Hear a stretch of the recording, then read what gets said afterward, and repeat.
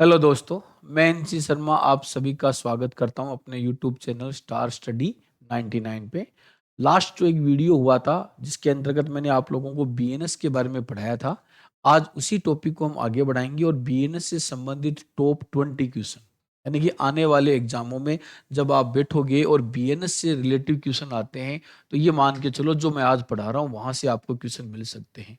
BNS यानी कि भारत न्याय संहिता से संबंधित ये अपना वीडियो नंबर सेकंड है।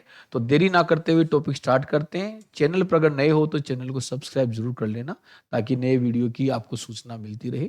चलिए पहला क्वेश्चन देखो। क्वेश्चन नंबर फर्स्ट की अगर हम बात करें तो क्या क्वेश्चन कहता है, देखो ये कहता है भारतीय न्याय संहिता ने किस अधिनियम का स्थान लिया है, यानी कि पहले भारत में कौन सा अधिनियम था जिसकी जगह भारतीय न्याय संहिता यानी कि बीएनएस को लागू किया गया है। तो ध्यान रखना, यहां पर आपके सामने ऑप्शन है दंड प्रक्रिया संहिता, भारतीय दंड संहिता, साक्ष्य अधिनियम, आईटी अधिनियम। ध्यान रखना, 1860 की अगर हम बात करें तो 1860 के अंदर इंडियन पेनल कोड भारत में लागू किया गया था। और आश्चर्य की बात यह कि आजादी के इतने सालों तक ये लागू था, है ना। इसी को हटाया गया है, इंडियन पेनल कोड को ही क्या किया गया है, हटाया गया है और इसकी जगह बीएनएस को लागू किया गया है। तो ये क्वेश्चन सबसे इंपॉर्टेंट है, ध्यान रखना किसका स्थान लिया है। तो ये ध्यान रखना आपने, ये जो है वो बीएनएस ने इंडियन पेनल कोड का स्थान लिया है। ओके, बहुत अच्छे। चलिए अगले तरफ चलते हैं, क्या आंसर यही सही है क्या? चलो बी, बिल्कुल बी के अंदर इंडियन पेनल कोड ही था, तो आंसर जो है वो बी बिल्कुल राइट आंसर है। अगले क्वेश्चन की तरफ चलते हैं। अगला क्वेश्चन क्या कहता है, देखो अगला क्वेश्चन भी बहुत अच्छा क्वेश्चन है, लगभग आपको एग्जामों में मिल सकता है। क्वेश्चन है भारतीय न्याय संहिता किस स्थिति को लागू हुई थी। भारतीय न्याय संहिता किस स्थिति को लागू हुई थी, तारीख पूछी जा रही है यहाँ पर। तो पहली तारीख है 26 जनवरी 2024, फिर है 1 जुलाई 2024, फिर है 15 अगस्त 2023 और फिर है 2 अक्टूबर 2024। दोस्तों ये वीडियो जरूर देखें क्योंकि यहाँ से बहुत क्वेश्चन एग्जाम में पूछे जा रहे हैं और ये बहुत ही इंपॉर्टेंट क्वेश्चन है, दिमाग में अच्छी तरीके से इसको सेट कर लेना। इसका ध्यान राइट आंसर जो है वो आएगा आपका बी जो है वो राइट आंसर आएगा। यानी कि 1 जुलाई 2024 को अगर हम बात करें तो बीएनएस को अपनाने का कार्य जो है वो किया गया है। चलिए चेक कर लेते हैं क्या बी आंसर है क्या। चलिए देखते हैं, बिल्कुल बी यहां पर करेक्ट आंसर है। फिर आगे देखिए, अगले क्वेश्चन की तरफ चलते हैं। अगला क्वेश्चन क्या कहता है कि बीएनएस में कुल कितनी धाराएं, ये भी बहुत ही शानदार क्वेश्चन है, ध्यान रखना आपको एग्जाम में पूछ सकते हैं। बीएनएस यानी कि भारत न्याय संहिता में कुल कितनी धाराएं हैं। ध्यान, जो आईपीसी थी ना आपकी, इंडियन पेनल जो कोड था, उसके अंतर्गत 511 धाराएं थी, 511 धाराएं थी। यहां पर पूछी गई है कि बीएनएस में कितनी धाराएं हैं, तो 356 है, 358 है, 360 है या 370 है। तो आप लोगों को बता दूं यहां पर जो राइट आंसर यहां पर भी होने वाला है, बी जो है वो राइट आंसर होने वाला है। 358 जो है वो इसके अंतर्गत धाराएं हैं और इंडियन पेनल जो कोड जो लागू था पहले उसमें कितनी थी, 511 धाराएं थी। चलिए देखते हैं क्या बी आंसर आता है क्या। बिल्कुल बी करेक्ट आंसर है, ध्यान रखना। अगले क्वेश्चन की तरफ चलते हैं। अगला क्वेश्चन देखो क्या कहता है। अगला क्वेश्चन कहता है मोब लिंचिंग। मोब लिंचिंग आप जानते हैं, लोगों द्वारा समूह बनाकर किसी को पीटा जाता है, पीटने से उसकी क्या हो जाती है, मृत्यु हो जाती है, उसे बोलते हैं मोब लिंचिंग। तो मोब लिंचिंग से हत्या किस धारा में शामिल की गई है। ठीक है, अगर मोब लिंचिंग से किसी इंसान को पीटा जाता है फिर उसकी डेथ हो जाती है तो किस धारा में शामिल किया गया है। 101 है, 102 है, 103 दो है या 105 है। बहुत अच्छा क्वेश्चन है, हाल ही में पूरे इंडिया में मोब लिंचिंग की घटनाएं बहुत हो रही है, तो इस प्रकार का क्वेश्चन पूछा जा सकता है। इसमें ध्यान, राइट आंसर जो है वो सी है। सी यहां पर क्या होगा, राइट आंसर होगा 103 दो के अंतर्गत। चलिए चेक कर लेते हैं क्या यही राइट आंसर है क्या। चलिए देखते हैं, बिल्कुल सी यहां पर करेक्ट आंसर है। ध्यान रखना, चैनल पर अगर नए हो तो चैनल को सब्सक्राइब जरूर कर ले। फिर आगे देखो अगला क्वेश्चन क्या कहता है। अगला क्वेश्चन जो है वो कहता है आतंकवाद के लिए अधिकतम सजा क्या है। ध्यान, हमारे देश में एक बड़ी दिक्कत, एक बड़ी समस्या ये आ रही है कि आतंकवाद लगातार बढ़ता जा रहा है। तो आतंकवाद को भी ध्यान करना यहाँ पर शामिल किया गया और आतंकवाद से संबंधित कुछ नए कानून जो है वो बनाए गए हैं। तो आतंकवाद के लिए अधिकतम सजा क्या है, 10 वर्ष की सजा नहीं, इतनी तो काफी नहीं है, आजीवन कारावास, और फिर है मृत्यु दंड या आजीवन कारावास या जुर्माना। तो ध्यान, पहले दो तो बिल्कुल भी पॉसिबल नहीं है, क्योंकि आतंक का मतलब क्या होता है, पूरे देश में आतंक फैलाना होता है, तो ऐसे व्यक्ति को आसानी से नहीं छोड़ सकते। तो यहां पर ध्यान, जो सी आंसर है वो होगा या तो मृत्यु दंड दिया जाए या आजीवन कारावास की सजा जो है वो दी जाएगी। ठीक है, तो सी यहां पर क्या है, आपका राइट आंसर जो है वो देखने को मिलेगा। चलिए देख लेते हैं, बिल्कुल सी राइट आंसर है। फिर देखिए अगले क्वेश्चन की तरफ चलते हैं।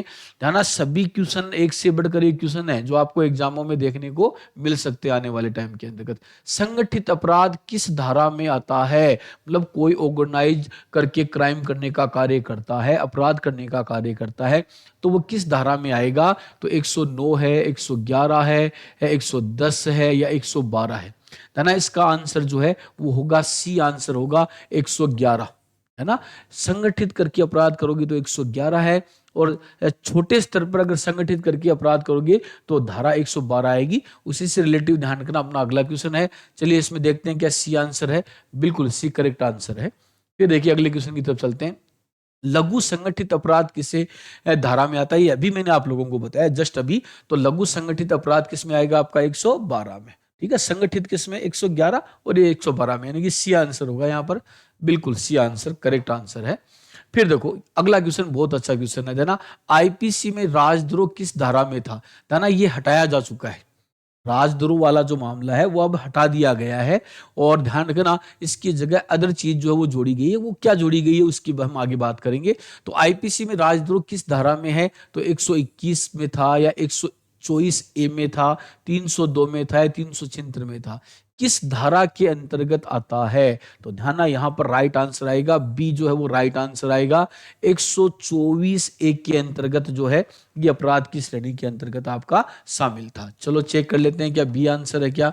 चलिए बी, बिल्कुल बी करेक्ट आंसर है। फिर देखिए अगला क्वेश्चन। अगले क्वेश्चन में क्या कहा गया है?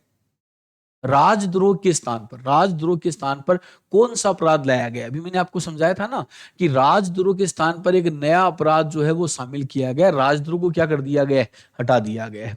तो चुनाव बाधा है, संप्रभुता को खतरा है, मानहानि है, विरोध है, इनमें से कौन सा है जो राजद्रोह की स्थान लेगा? मतलब राजद्रोह की जगह कौन सा शब्द जोड़ दिया गया है? ध्यान रखना, ये जो बी है ना, संप्रभुता को खतरा, ये शब्द जोड़ा गया है कि हमारे देश की संप्रभुता को खतरा पहुंचाने वाले के ऊपर इस प्रकार की कार्रवाई जो है वो की जाएगी। तो बी राइट आंसर है। चेक भी कर लेते हैं क्या बी जो मैंने बताया वो सही बताया है। बिल्कुल करेक्ट आंसर बी है, ध्यान रखना। अगले क्वेश्चन की तरफ चलते हैं। तो अगला क्वेश्चन देखो, अगला क्वेश्चन क्या कर रहा है कि झूठे विवाह वादे पर अपराध किस धारा में आता है? कोई इंसान है वो झूठे विवाह का वादा करता है ना, आजकल फ्रॉड बहुत ज्यादा चल रहे हैं, तो इस प्रकार की चीजें देखने को मिलती है। लोग वादे वगैरह कर देते हैं, ये कर दूंगा वो कर दूंगा, फिर वो कुछ करते हैं नहीं, ध्यान रखना, पैसे वगैरह का गबन कर जाते हैं। तो किस धारा के अंदर ये अपराध होगा? 63, 67, 69 या आपका 70 है? बिल्कुल आप सही सोच रहे होंगे कि आंसर इसका क्या होने वाला। तो आपको बता दूं 69, दिमाग में डाल लो अच्छी तरीके से। धारा नंबर 69 जो है उसके अंदर इसे अपराध घोषित किया गया है। चलो चेक करते हैं सी आंसर इसके अंतर्गत आएगा या नहीं आएगा। बिल्कुल सी करेक्ट आंसर है। फिर देखिए आगे अगर हम बात करें, स्नेचिंग किस धारा में जोड़ा गया है? ये बहुत अच्छा क्वेश्चन है, ध्यान रखना। हाल ही में कुछ नए नए अपराध जो हैं वो हो रहे हैं, और इन अपराधों को रोकने के लिए सरकार कुछ नई नई धाराएं जोड़ रही हैं। उनमें से एक है स्नेचिंग धारा, है ना। जब किसी गले में से चेन वगैरह उड़ाई जाती है, आपको पता है सोने की कीमतें क्या है, तो इस प्रकार के अपराध हो रहे हैं। तो ये आपका आता है 300, 302, 304 या 305, किसके अंतर्गत जो है वो आएगा? तो बिल्कुल ध्यान रखना सी जो है वो करेक्ट आंसर है, 304 आएगा। चलिए हम इसको भी चेक कर लेते हैं, इसका आंसर जो है वो क्या होने वाला है। बिल्कुल सी आंसर है 304। फिर देखिए अगला क्वेश्चन क्या कहता है। अगला क्वेश्चन बहुत ही इजी क्वेश्चन है, इसमें दिक्कत नहीं आएगी, आप लोगों को आराम से कर दोगे। बालक की आयु सीमा क्या है? मतलब बालक कहां तक बालक जो है वो माना जाएगा, क्या एज का आधार रखा? कोई दिक्कत नहीं आने वाली है, 18 वाला आप आराम से आसानी से कर दोगे, इसमें मेरे को बताने वाली बात नहीं। और ये नहीं आता है तो कुछ नहीं आता आप लोगों को, ये समझ लो आप। ठीक है, चलो सी आंसर था। फिर अगले क्वेश्चन की तरफ चलते हैं। ये ध्यान करना, एक नया जो सिस्टम है वो जोड़ा गया है, क्योंकि साइबर अपराध बहुत ज्यादा हो रहे हैं इंडिया के अंदर। है ना, साइबर अपराध को किस रूप में जोड़ा गया है? संपत्ति के अपराध में, नया अपराध में, सिविल अपराध में, आर्थिक अपराध में। तो सीधी सी बात है, पहले ये चीजें नहीं हुआ करती थी अंग्रेजों के काल में, लेकिन आजकल ये होने लगी। इसीलिए बिल्कुल क्या, हाँ बी, आप बिल्कुल राइट सोच रहे हो, नया अपराध, न्यू जो अपराध हैं ध्यान करना, उनके अंतर्गत रखेंगे। तो बी आंसर है। चलो चेक भी कर लेते हैं कि आंसर सही है। बिल्कुल बी करेक्ट आंसर है। फिर देखिए अगला क्वेश्चन देखो, अगला क्वेश्चन क्या कह रहा है कि हत्या की सजा किस धारा में है? अगर कोई किसी इंसान की हत्या कर देता है, मर्डर कर देता है, तो वो किसके अंतर्गत आएगा? तो धारा नंबर 100, 101, 103, 105। बिल्कुल लगभग का आंसर सही आएगा यहाँ पर। सी जो है वो राइट आंसर है। अच्छी तरीके से देख लेना, हत्या, अगर हत्या कर दोगे तो धारा 103 लगेगी, ध्यान रखना, और उसमें बहुत ही कठोर दंड का प्रावधान जो है वो किया गया। तो सी राइट आंसर है। चलो चेक कर लेते हैं कि क्या मैं सही हूं। बिल्कुल सी आंसर जो है वो आपका सही है। फिर अगला क्वेश्चन देखो, अगला क्वेश्चन कह रहा है कि न्यायालय कार्रवाई बिना अनुमति छापना, मतलब न्यायालय की अनुमति के बिना कोई चीज को अगर छापा जाता है तो वो किस श्रेणी में आएगा? ध्यान रखना, धारा 72 है, धारा 73 है, धारा 74 है, धारा 75 है, किस में आएगा? तो ध्यान ना, यहां पर जहां तक है आंसर जो है वो क्या होने वाला है? डी होने वाला है। इसमें थोड़ा मैं भी कंफ्यूज हूं, तो चलो कंफर्म कर लेते हैं कि मैं गलत हूं या सही हूं। चलो हो सकता है मैं गलत भी हो सकता हूं, ध्यान ना। चलिए बी आंसर है, तो मेरे को पहले लग रहा था। यहां पर आंसर क्या आएगा आपका? आंसर आएगा 73 जो है वो इसके अंतर्गत जो है वो आंसर जो है वो है। तो बी करेक्ट आंसर होगा 73। दिमाग में अच्छी तरीके से डाल लेना। न्यायालय कार्रवाई बिना अनुमति छापना, न्यायालय की अनुमति के बिना कोई चीज छापी वो किस में आएगी? धारा नंबर 73 में आएगा आपका मामला। फिर देखिए अगले क्वेश्चन की तरफ चलते हैं। अगला क्वेश्चन देखो आपका क्या कहता है, बच्चों को अपराध में लगाना, मतलब बच्चों को कोई ऐसे काम में लगा देना जो आपराधिक मामला होता है, तो वो किस श्रेणी के अंतर्गत आएगा? धारा 93, 94, 95, 96, किस में आएगा? तो ध्यान रखना, यहां पर जो राइट आंसर है वो सी, यानी कि 95 जो है वो धारा इसके अंतर्गत होगी। चलो चेक कर लेते हैं, क्योंकि मैं कई बार गलत भी हो जाता हूं, ध्यान रखना। ठीक है, तो चलो सी, इस बार गलत नहीं हुआ हूं। ठीक है, चलो फिर आगे डालते हैं। अगला क्वेश्चन देखो आपके सामने क्या कह रहा है। अगला क्वेश्चन कह रहा है कि सरकारी कर्मचारी को बाध्य करने हेतु, ध्यान, कई बार क्या होता है, सरकारी कर्मचारी से कोई काम करवाने के लिए व्यक्ति कहता है अगर आपने ये काम नहीं किया तो मैं आत्महत्या कर लूंगा, ये कर लूंगा, वो कर लूंगा। तो अब ऐसा ध्यान आपको भारी पड़ सकता है, क्योंकि इसे अपराध बना दिया गया है। सरकारी कर्मचारी को बाध्य करने हेतु आत्महत्या का प्रयास किस धारा में? 224, 225, 226 या 227, किस धारा में अपराध की श्रेणी में आएगा? बिल्कुल सी आंसर जो है वो क्या होगा? यहां पर राइट आंसर होगा। चलो फिर से हम चेक कर लेते हैं क्या राइट है या गलत है। सी ऑप्शन यहां पर होना चाहिए करेक्ट है। एक बार गलत हो गया हूं, ध्यान रखना। चलिए आगे चलते हैं। बीएनएस, बीएनएस किस विधि शाखा से संबंधित है?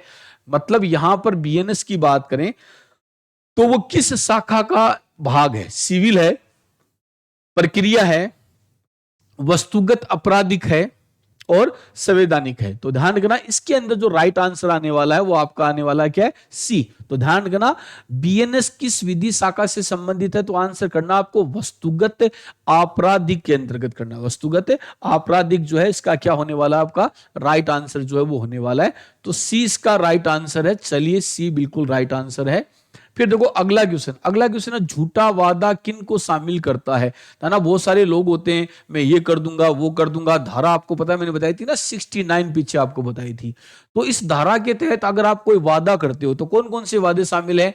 विवाह से संबंधित हो सकता है, नौकरी का आपने किसी से वादा किया है, पहचान छिपाने की कोशिश की है। बिल्कुल सही है, आप सब बिल्कुल सही सोच रहे हैं कि सर ये सब आएंगे इसके अंतर्गत। हाँ बिल्कुल सब आएंगे। डी आंसर जो है वो यहां पर करेक्ट आंसर जो है वो होने वाला है। तो ध्यान, झूठा वादा करना अब अपराध की श्रेणी में आएगा। और चलिए चेक करते हैं क्या ये आंसर है। बिल्कुल डी आंसर है, ध्यान रखना। फिर अगला क्वेश्चन देखो, बीएनएस किस वर्ष अधिनियमित किया गया था? ध्यान रखना, ये अपना लास्ट क्वेश्चन है आज का। और इसकी बात करें तो देखो लागू 2024 के अंतर्गत हुआ है, लागू 2024 के अंतर्गत हुआ है, लेकिन ये अधिनियमित कब हुआ था, किस वर्ष इसको पारित किया गया था? तो 25 है, 24 है। देखो ये दोनों तो मैंने अभी बता दिए, 25 तो होगा ही नहीं, तो 23 और 22 के अंदर। तो बिल्कुल जो आंसर है वो बी आंसर आएगा। यहां पर राइट आंसर क्या आएगा? 2023। तो ये था ना बीएनएस, जिसका एक पार्ट में आपको पहले पढ़ा चुका हूं। उसी से जुड़े हुए कुछ क्वेश्चन थे, कुछ स्टूडेंटों ने कहा थी सर इससे संबंधित जो महत्वपूर्ण क्वेश्चन बनते हैं उनका भी एक वीडियो बना कर दो, तो ये वीडियो मैंने बना दिया है। और भी किसी भी प्रकार की कोई रिक्वायरमेंट हो, आपकी कोई चीज आपको पढ़नी है तो कमेंट करके जरूर बताइए, आपकी पूरी इच्छा जो है मैं करूंगा, कोशिश मेरी 100% देने की होगी। अगर चैनल पर नए हो तो चैनल को सब्सक्राइब करना और बेल आइकन घंटी दबाना ना भूलें।